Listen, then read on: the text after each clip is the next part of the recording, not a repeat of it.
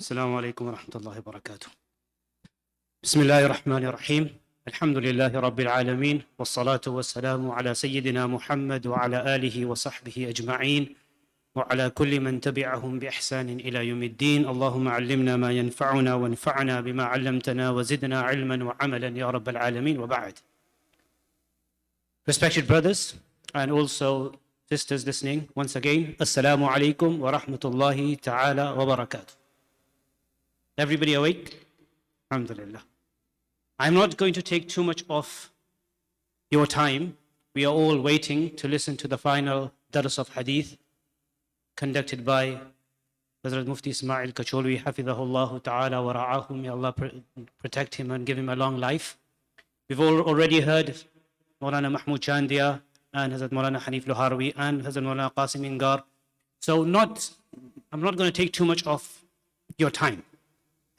I just have 3 or 4 points of advice for fellow students. There are many ulama here, big people, and I don't want to talk in their presence, but this is 3 or 4 basic points of advice for my fellow students. I am also a student, just like you, especially the graduating students. And these are not my advices, because I am not really in a position to give advice. What we say, we hear from our teachers. And these are actually direct advices of our teachers. And the ones I'm sharing with you today is from one of my teachers. I have many teachers. One was mentioned, our Shaykh al-Hadith, Hazrat Maulana Yusuf Mutala, rahimahullahu ta'ala. May Allah, give him elevation in the hereafter, who came to Canada and he stayed with you here in Canada, mashallah. But also, I have another teacher who's still alive, Hazrat Shaykh Mufti Taqi Uthmani, hafidhahullah ta'ala. These are his advices, which he delivered in February. I was with him in Zambia. I spent quite a few days with him in Tanzania and Zambia, and he gave these advices, and these were so important advices for students of knowledge. Number one, first point, is that when we complete our studies, we should not be considering ourselves as alim. Alim is something else. Alim and alima. He dislikes the term alim and alima. Nobody's an alim and nobody's an alima. Alim is like ism sifa, like it's a claim. I am knowledgeable. I normally give, of course these are advices directly from him, but in my words. So there will be some masala around from me. So, don't attribute everything to him that he said this. So there are some, masala and achar from me.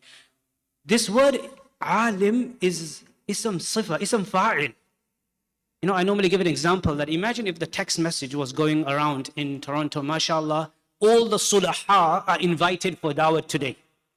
All the salih and sulaha, all the pious people, who will think they will go? We will think to ourselves, am I pious? Nah, I shouldn't be going.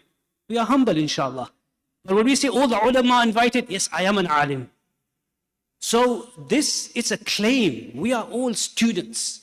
Forget us, great people before us, they all deemed themselves until they passed away as talibu ilm. Hakimul Ummah, Maulana Ashraf Ali Thanwi, rahimahullah, until his latter part of his life, he used to say, I am a talib ilm.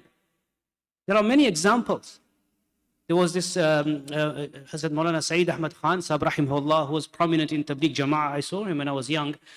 He used to have on his card, identity card, profession, talib ilm.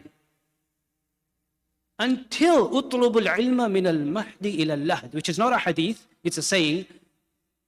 As a hadith is fabricated, but it's a saying. But the meaning is true, that seek knowledge from your cradle to the grave. So the first point is that do not consider yourselves to be alim ever. Don't say, I am an alim, I am a sheikh. Don't attach titles. One of the waba, in the words of Mufti Taqi Uthmani, of today, one of the calamities is that we attach with ourselves the title Alim, Maulana, and the greatest title that we attach is Mufti. Like every corner there's a Mufti. You can't have the title Mufti until at least you're 50 years of age. I'm just under that now. So still, it's a minimum. 40, 50, you can't be like, I was in South Africa just recently. I was there this is Mufti this is Mufti this, 19-year-old Mufti, 21-year-old Mufti, 22-year-old Mufti. Like, how many Muftis are there? You don't become a Mufti until you don't spend 20, 25 years in the company of senior Muftis practicing the art of fatwa. So that's the first point anyway, quickly. Stay and remain and consider yourselves to be talib ilm. Number two, second point, once it's a connection, once this point is there that we don't think ourselves to be alim.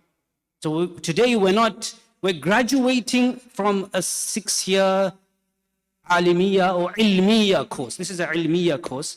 MashaAllah, 11th graduation ceremony.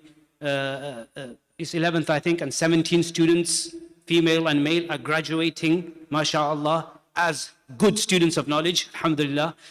Consider yourselves to be students. Now, the second point is that once we consider ourselves to be students, we will continue seeking knowledge. Talab ilm ki ibtida abhi se hoti. That's what Mufti Taqi Uthmani said. The real seeking of knowledge starts from today. Until now, you were just learning how to seek knowledge. These were just swimming lessons, like driving lessons. You had Hazrat Maulana Qasim Ingar and Hazrat Mufti Hanif Sahab and many other teachers. They were there on the other side, just making sure that you don't speed, and they've got their, the learned cars. What do they have? The pedals, etc. But now this was a swimming pool. You were taking lessons how to swim, or you were taking driving lessons. Now here's the keys, here's the car. You start your journey.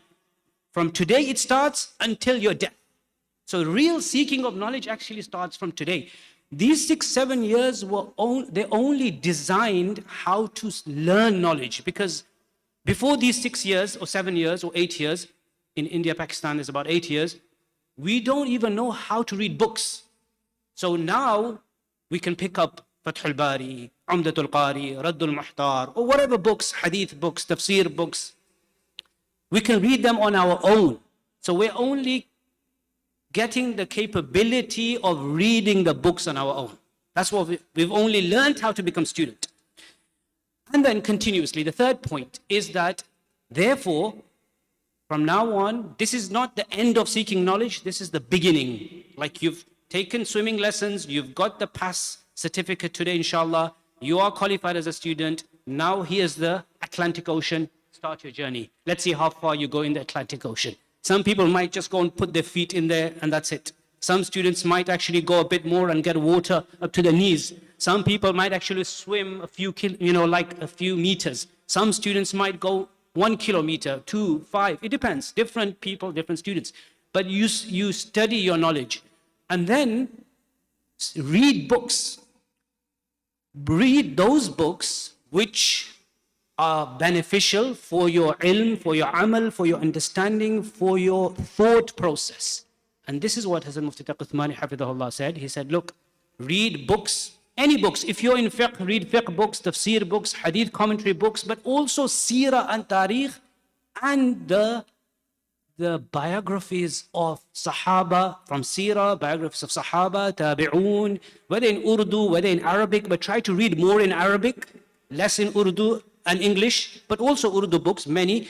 But in the beginning, especially the Seerah and Sahaba books, biographies in Arabic, and also read, this is the last very important point, read the biographies, the Sawane, and the Mawa'id, the lectures which are recorded in books, and the malfudat, the statements of our recent akabirun, our great scholars. Most of them, the amazing ones. We've got some amazing scholars from the subcontinent in the recent times, like Hakimul Ummah, Sheikh Maulana Ashraf Ali Thanwi rahimahullah, Sheikh Maulana Rashid Ahmed Gangohi rahimahullah, Hazrat Maulana Qasim Nanotwi rahimahullah,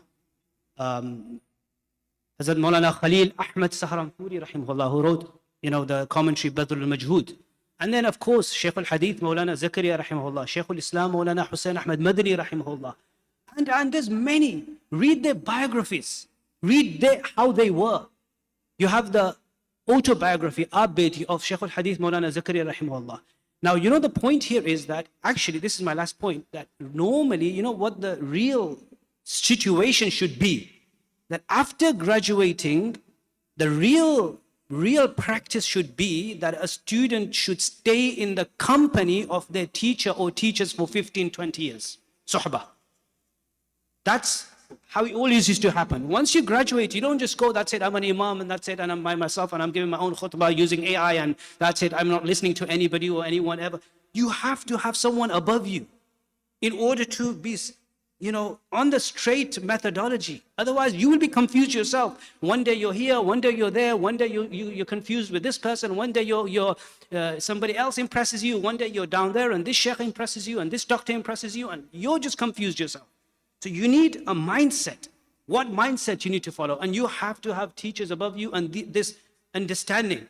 This can only happen. So in the previous times, they would stay in the company 15 to 20 years. After you graduate, 15, 20 years in the company of Hazrat Maulana Qasim Ingar and others. But nowadays, that's not possible. If you can, that's great. And this staying in the company is not just for tazkiyah. That's there, the tasawwuf, tazkiyah, that's there.